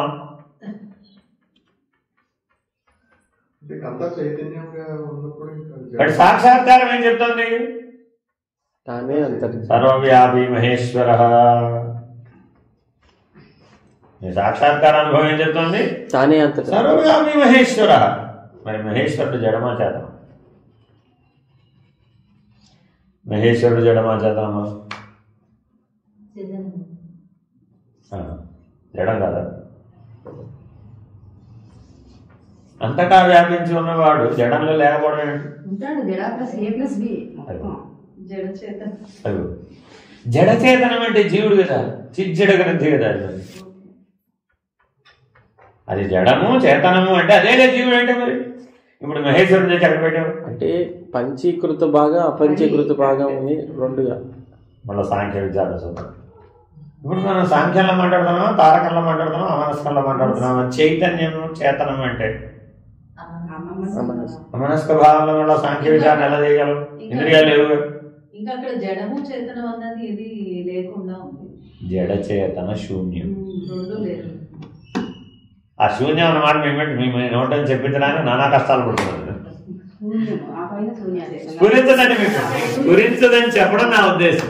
నీకు ఆ అనుభవం లేకపోతే నీకు ఆ మాట స్ఫురించదు, సందేహం లేదంట. నీ ఎదురుకుండా అంతా పరిచయం ఉంటుంది, కనబడదు. అంతే, ఇందాక పొద్దునే చెప్పింది, అంతా ఎక్కడ పుట్టిందంటే ఇందాక అక్కడ ఎదురుకుండానే ఉందని కనబడలేదన్నావు కదా. ఓహో, ఇది దాని విషయం. ఇది బ్రహ్మాండం అంతా ఎదురుకుండానే ఉంటుంది, స్ఫురించదు. లేదు అంతవరకు అంతే. ఆ లేదుకి చాలా స్థాయిలు ఉంటాయి. ఎక్కడి నుంచి మొదలన్నమాట. ఆ తురియం నుంచి నువ్వు లేదు లేదంటే మొదలు పెడతావు. అంతవరకు అలా అన్నావు. ఎవరైతే కేవలం చైతన్యము చేతనం అన్న నిర్ణయంలో మాత్రమే నిలిచిపోయాడు, వాడి యొక్క నిర్ణయాలు ఎలా ఉంటాయంటే ఇక లేదంటూ ఉంటాడు. వాడు ఏదన్నా అడిగి జడమా చేతనమా? జడము లేదు, చేతనము లేదు. ఆత్మానాత్మ, ఆత్మానాత్మ నిత్యమా అనిత్యమా? కర్మమా కారణమా? కర్మ కారణమా కార్యమా? సత్తా సత్తా సత్తా సత్తా సత్ సత్తా సత్తా అసత్తు లేదు, సత్త కనిపిస్తుంది. సత్తు కానిది అసత్తు కానిది. అది సత్తు కాదు, అసత్తు కాదు అని తురియని అనుభవం కలిగిన వాడు ఒక్కడే చెప్పగలడు. మిగిలిన వాళ్ళు ఎవరు చెప్పరు, కింద ఉన్న వాళ్ళు ఎవరు చెప్పలేరు. అయితే అసత్తనం లేకపోతే సత్తనం నిర్వచిస్తారు కింద ఉన్న వాళ్ళందరూ.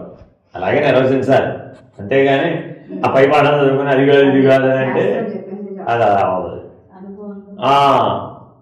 ఇట్లా ఎవడైతే అలా స్ఫురించిన వాడు, ఇప్పుడు దాని అర్థం చెప్పండి చూద్దాం. భోగి భోగ్యం, యోగి యోగ్యం, జ్ఞేయము జ్ఞాత, చైతన్యం చేతనం. 5వ లెవెల్ చెప్పండి. 5వ లెవెల్ చెప్పండి. 5వ లెవెల్ చెప్పండి. 5th level. 5th level. 5th level. 5th level. 5th level. 5th level. 5th level. సంకల్పం నిస్సంకల్పం. అరే రామా, 5th లెవెల్ ఏంటి? సంకల్పం నిస్సంకల్పం. ఏదైనా బ్రహ్మాండం ఎలా తోచింది నీకు? ఉంటేనే, లేకపోతే అది కూడా తోచదు. బ్రహ్మాండం ఉందని కూడా వాడికి తోచదు. ఇప్పుడు బ్రహ్మాండమే తోచని వాడి దగ్గరికి వెళ్ళి ఏమంటే మీకు కాకరకాయ కూర తింటారా, బీరకాయ కూర తింటారా అంటే అచలంలో ఉన్నవాడని సంకల్పం అనే పదం పెట్టాలి. అచలం దాకా వెళ్ళలేదండి. లెవెల్ పర్ఫెక్ట్ గా చెప్తాను. మీకు ప్రయాణం ఎలా జరుగుతుంది, మీకు నిర్ణయం ఎలా జరుగుతుంది. ముందు మీ నిర్ణయం అంటే జ్ఞానం యొక్క ప్రమాణం అంటారు. ప్రజ్ఞాపారమితి ప్రమాణం అంటారు. అంటే ప్రజ్ఞ మొట్టమొదట ఎలా ఉంటుంది, ఈ జీవితం ప్రాథమికమైన ప్రజ్ఞా వికాసం ఎలా వస్తుందంటే భోగి భోగ్యం. నెక్స్ట్ లెవెల్ యోగి యోగి. నెక్స్ట్ లెవెల్ జ్ఞేయము జ్ఞాత.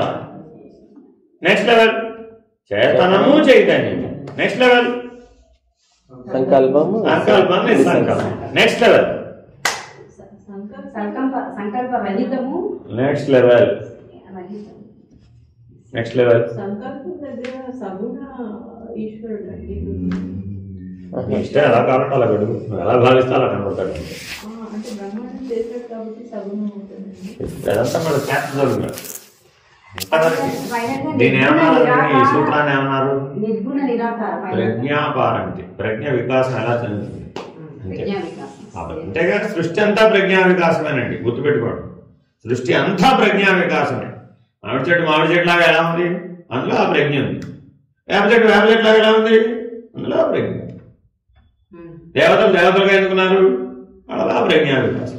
రాక్షసులుగా ఎందుకున్నారు, వాడి ప్రజ్ఞా వికాసం అంతవరకే. మానవులుగా ఎందుకున్నారు, వాడా ప్రజ్ఞా వికాసానికి కలిగి. కాబట్టి ప్రజ్ఞా వికాసానికే మనం పేర్లు పెడుతున్నాం వాస్తవాన్ని. మనం అర్థం చేసుకోవడానికి. కానీ దానికి ఒక ప్రమాణం ఉంది. ఎట్లా ప్రమాణం? ఎట్లా చేరుతుంది? తన మూలాన్ని ఇప్పుడు ప్రజ్ఞ ఏం చేస్తుందట?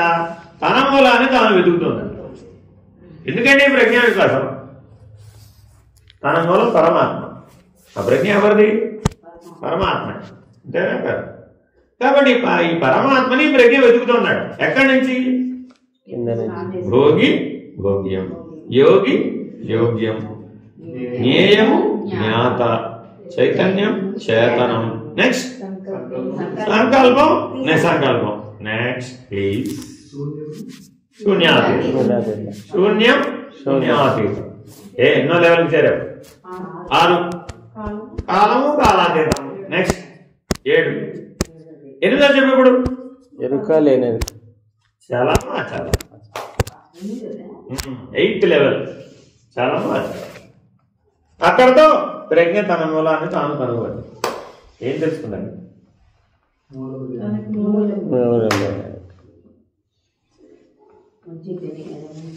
అదే కావాలి. అర్థమైందండి? కాబట్టి ఇప్పుడు ఏమైంది? తన మూలాన్ని తాను గుర్తెరిగి బయలున తనకు మూలము లేదని తానే లేకపోయాడు. అందుకని అక్కడేం చెప్తాం? ప్రజ్ఞారహితం, చైతన్యరహితం, శాశ్వతం. అంటే ఈ 8 భాగాలలో ఎక్కడైనా సరే అది ఉందనుకోండి. అప్పుడు ఇంకా చలము అచలము మధ్యలోనే ఉందనుకోండి. అప్పుడు ఇంకెక్కడో కదలిక ఉంది. అచలమే, శాంతం అచలమే, అది బయలే అన్నారు, పరవాహ్యమే. అందుకని వాళ్ళు ఏం చేశారు?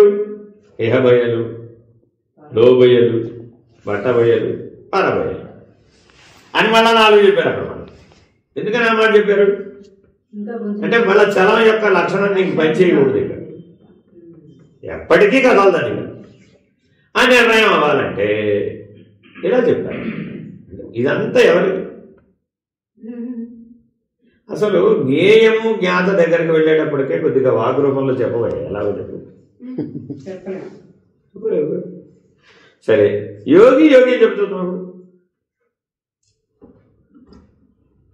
నీ మనసు యోగ్యమా భోగ్యమా? నీ మనసు యోగ్యమా భోగ్యమా?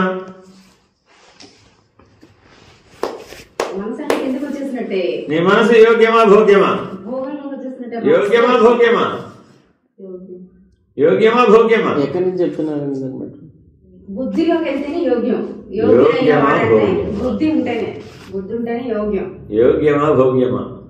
యోగం అంటే ఒక కలయిక. వాడు భోగిగా ఉన్న మనసుని నేనే యోగిగా మారుస్తాను. దదామి బుద్ధి యోగం. కనీసం బుద్ధిలోకైనా రావాలి. దదామి బుద్ధి యోగం. నేను ఇవ్వాలయ్యా బాబు అంటే ఇప్పుడు మనసుని ఎవరైందో లగ్నం చేయాలి? పరమాత్మ చేస్తే ఆయన నీకు బుద్ధి యోగాన్ని ఇస్తాడు. ఇస్తే అదే మనస్సు భోగ్యం కాస్త ఏమైంది? యోగ్యమైంది. ఇప్పుడు ఆ పనిముట్టు పనికి వస్తున్నా పనికిరాదు.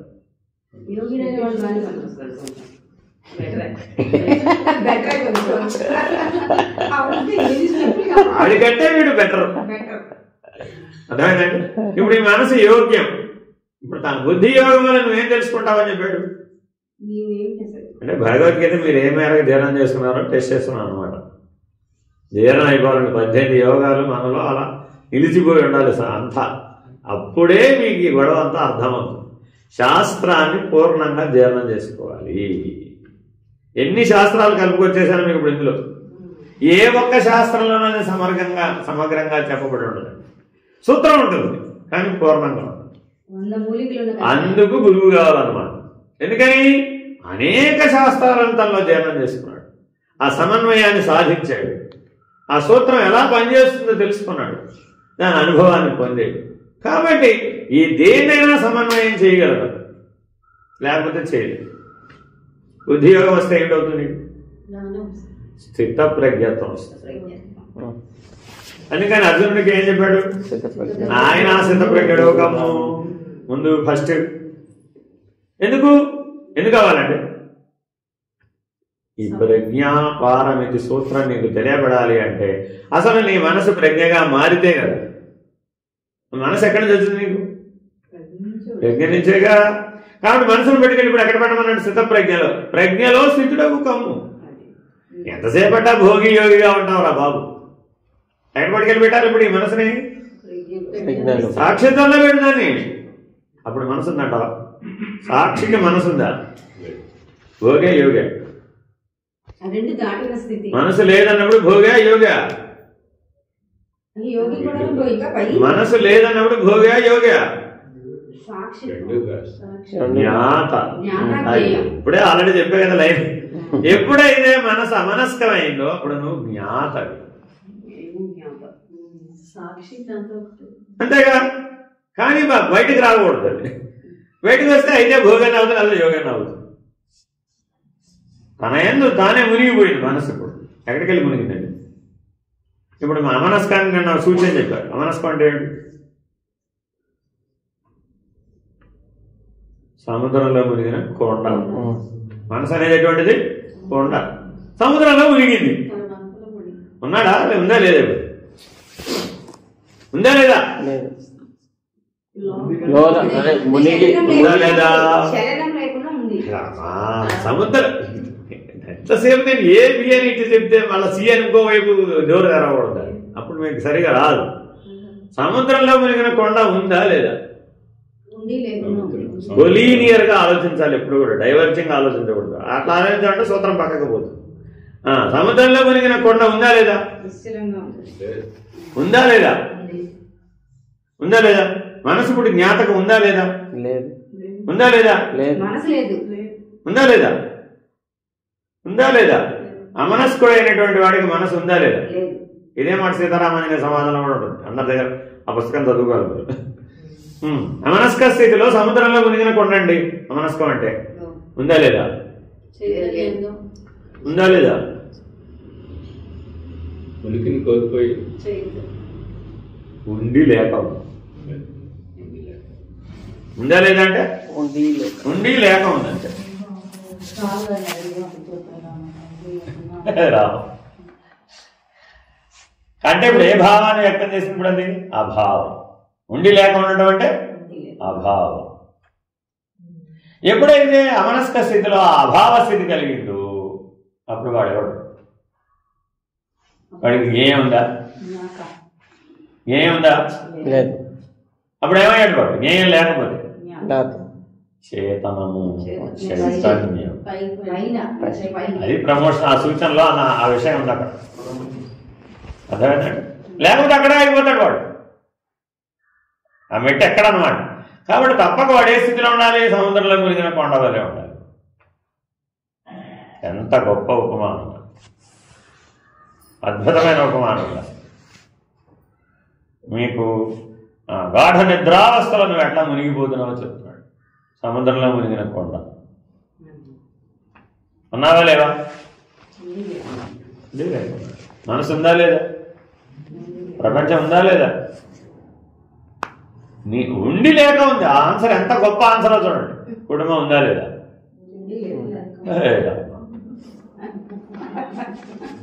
అంటే ఇప్పుడు మనం వర్రీ అయ్యేవన్నీ దేనికోసం వర్రీ అవుతున్నాం?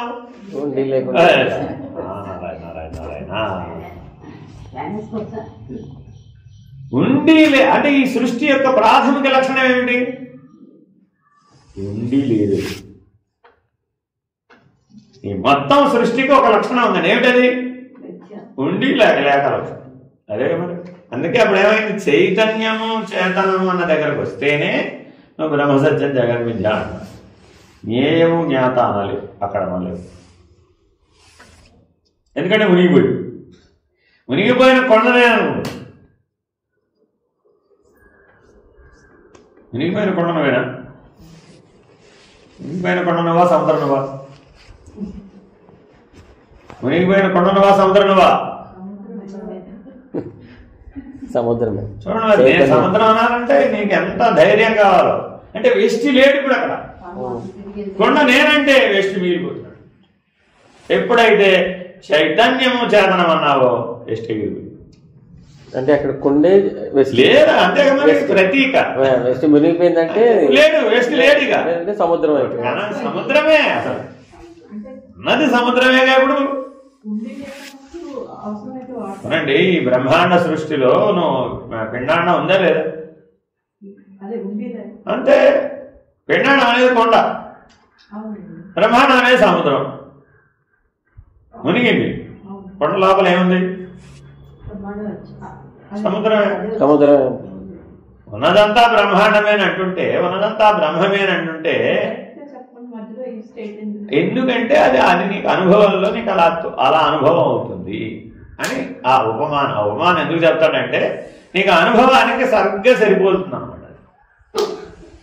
అది తెలిస్తేనే నువ్వు పైనుంచి కిందకి, కింద నుంచి, ఎందుకంటే 4లోకి వెళ్ళిన తర్వాత మళ్ళీ 1కి రావాలి. అక్కడ భక్తుడు జ్ఞాని 4లోకి వెళ్ళావా లేదా? ఇప్పుడు 4వ ఎందుకు చెప్పాము? 3 నుంచి 4కి వెళ్ళడానికి చెప్తున్నాం. అయిందా? ఇప్పుడు నేను ఎవరిని? సర్వవ్యాపక చైతన్యం, సర్వవ్యాపకమైన ఆత్మ, సర్వవ్యాపకమైన బ్రహ్మ, సర్వవ్యాపకమైన మహేశ్వరుడు, మహాకారణ శరీరం. ఆ స్థితిలో ఉంటే మళ్ళా ఇప్పుడు డైరెక్ట్ గా భోగి దగ్గరకు వచ్చాడు. భోగి దగ్గరకు వచ్చాడు. ఇప్పుడు ఎలా ప్రవర్తించాలి? అందులో కూడా ఉన్నది చైతన్యం అని చెప్పాలి. ఎలా ప్రవర్తించాలి? ఇప్పుడు అంతటా ఉన్నది చైతన్యం. వాడు అవస్థాత్రయ సాక్షే, సరే, వాడు తురియమే, వాడు సర్వవ్యాపకమైన మహేశ్వరుడే, చైతన్యమే. ఇప్పుడు వాడు మళ్ళా భోగి దగ్గరకు వచ్చాడు. వాడిని మీ ఇంటికి అతిథిగా పిలిచావు, భోజనం పెట్టేవాడు. ఏం చేయాలి?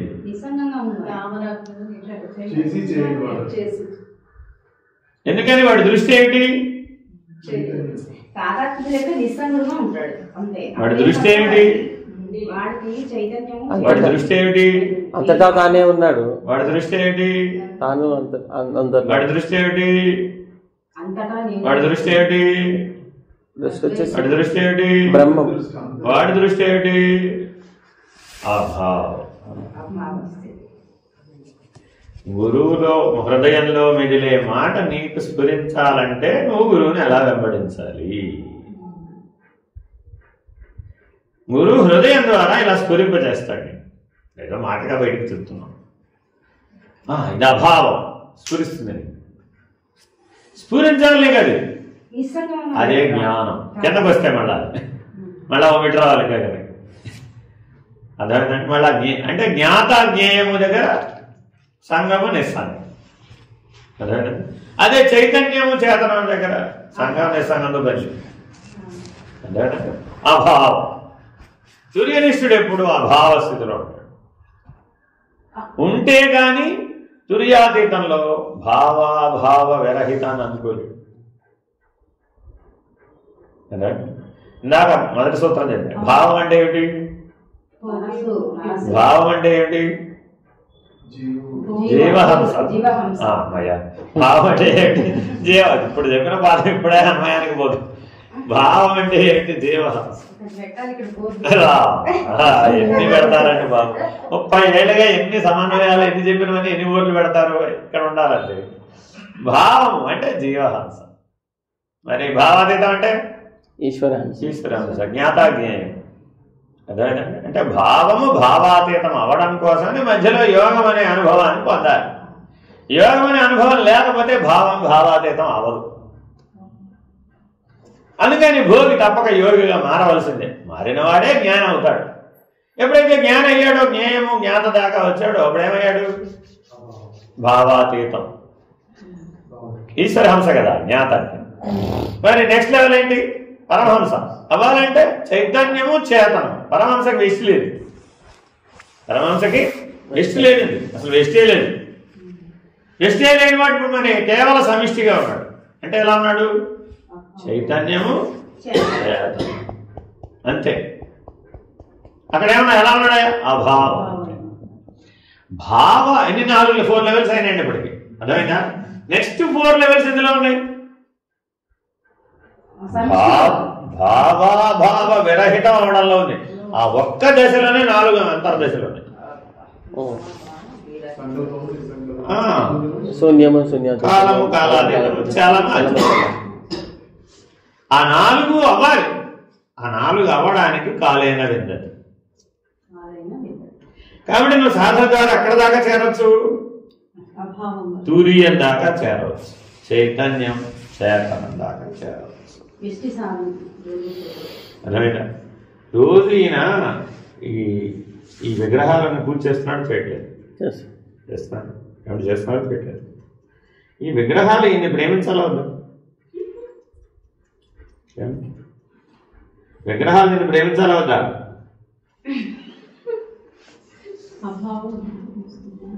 విగ్రహాలు నిన్ను ప్రేమించాలా వద్దా?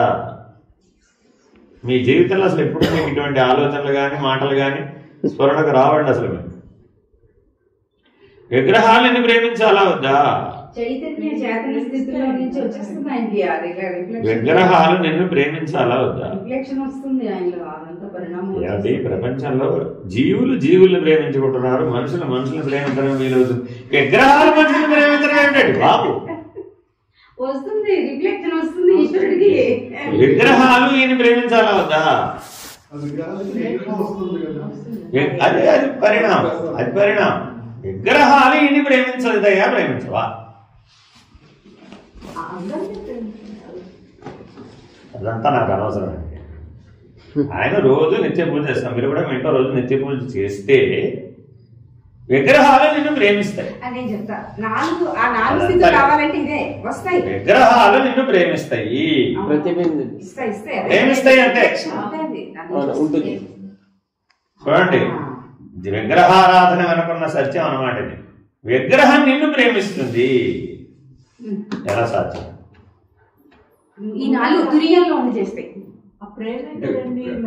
అంటే రోజు నిత్య పూజ చేసేవాడు ఆ విగ్రహాలు వాడిని ప్రేమిస్తాయి. నాలో ఉన్నది అక్కడ రిఫ్లెక్ట్. విగ్రహాలు నిన్ను ప్రేమిస్తాయి. వాడు ఏమి ఇప్పుడు మనం ప్రేమని దేని అంటున్నాం, ఇక్కడ ఏ ప్రేమని చెప్తున్నాడు? విగ్రహాలు ఏమని నువ్వు పూజ చేస్తున్నావు? పరమాత్మ. చేసేవాడెవరు? జీవాత్మ. చేస్తున్నవాడెవడు? నిత్య పూజ చేస్తున్నవాడు జీవాత్మ. ఎవరు పూజ చేస్తున్నాడు? పరమాత్మను పూజ చేస్తున్నాడు. పరమాత్మ స్వరూపం ఏమిటి? అవి ఏమిస్తాయి?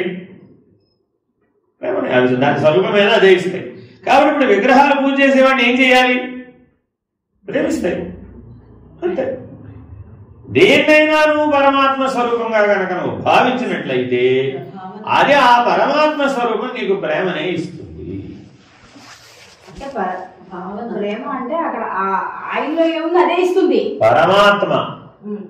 పరమాత్మగా భావిస్తేనే, గుర్తుపెట్టుకోండి, దేన్నైనా నువ్వు పరమాత్మగానే గనక భావిస్తే ఆ పరమాత్మ ప్రేమ స్వరూపం కాబట్టి నీకు ఇన్ రిటర్న్ ఏం తిరిగిస్తుంది? ఆ ప్రేమనే తిరిగిస్తుంది. Universal rule. నేను మాట్లాడేవన్నీ యూనివర్సల్ రూల్స్ అండి, సృష్టి ధర్మాలు. ఎప్పటికీ ప్రేమిస్తుంది అంటే ఆ విగ్రహాలు పరమాత్మ ప్రేమను పొందిన వాడు ఏమవుతాడు? జ్ఞాని. పరమాత్మ ప్రేమను పొందిన వాడు ఏమవుతాడు? పరమాత్మే అవుతాడు. పరమాత్మ ప్రేమను పొందిన వాడు ఏమవుతాడు? కలిపేసుకుంటాడు. పరమాత్మే అవుతాడు. పరమాత్మ ప్రేమను పొందిన వాడు ఏమవుతాడు? అక్కడ స్థితులు చెప్పండి, 8 స్థితుల్లో అక్కడ పరమాత్మ ప్రేమను పొందిన వాడు ఏమవుతాడు? అద్వయం. పరమాత్మ ప్రేమను పొందిన వాడు ఏమవుతాడు? మనం కూడా అచలం అయిపోతాం. పరమాత్మ ప్రేమను పొందిన వాడు ఏమవుతాడు? వెతుక్కున్నారు అంతే. మీరు విన్న వాటిల్లో వెతుక్కుంటున్నారు. నా మాటలకి ఈ ప్రశ్నలకు ఆన్సర్ కావాలి అంటే మీకు సాధన అనుభవంలో ఆ స్థితి ఉంటేనే నీలోంచి ఆ వాక్యం స్ఫురిస్తుంది, లేకపోతే స్ఫురించదు. శబ్ద బ్రహ్మం నీలోంచి స్ఫురిస్తాడు. గుర్తుపెట్టుకోవాలి, నీలో ఈ బ్రహ్మం ఎలా ఉన్నాడు? శబ్ద బ్రహ్మమై ఉన్నాడు.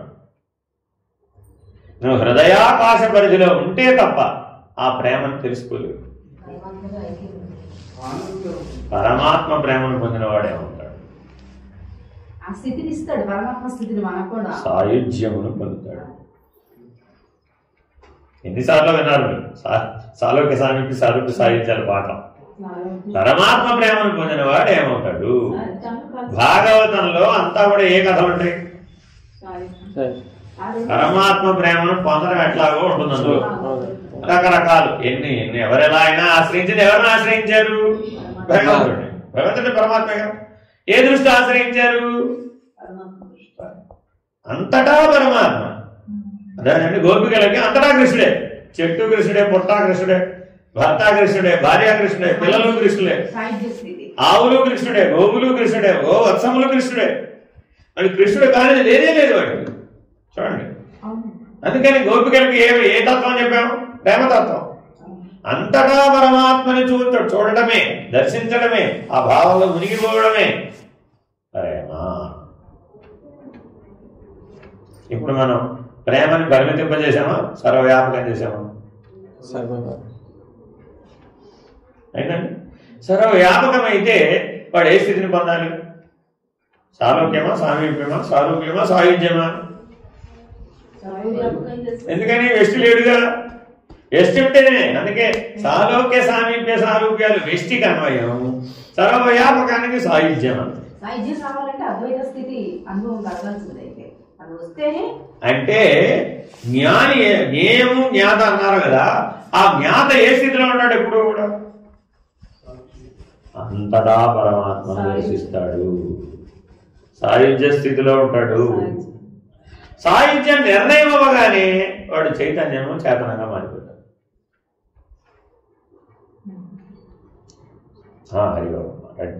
ఇప్పుడు సాయుధ్య స్థితి పొందింది అంటే రమ్మ రెండోది వేరుగా లేదు అని కనపడాలి, అంతే కదా అద్వైతం.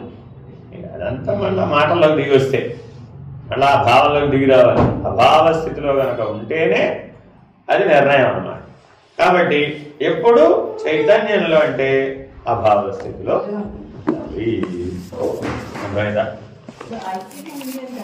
ఎలా ఎలా అసలు ఐక్యత ఎలా ఉంది? అక్కడ ఉన్నది ఒకటేగా, రెండుంటేనే ఐక్యత కదమ్మా. కానీ మనం సాహిత్యాన్ని ఎక్కడ చెప్తున్నాం? జీవ బ్రహ్మ ఐక్యమని, జీవేశ్వర ఐక్యమని వాచ్యార్థం. నిజానికి అసలు అక్కడ అనుభవ స్థితి లక్ష్యార్థం ఎలా ఉంది?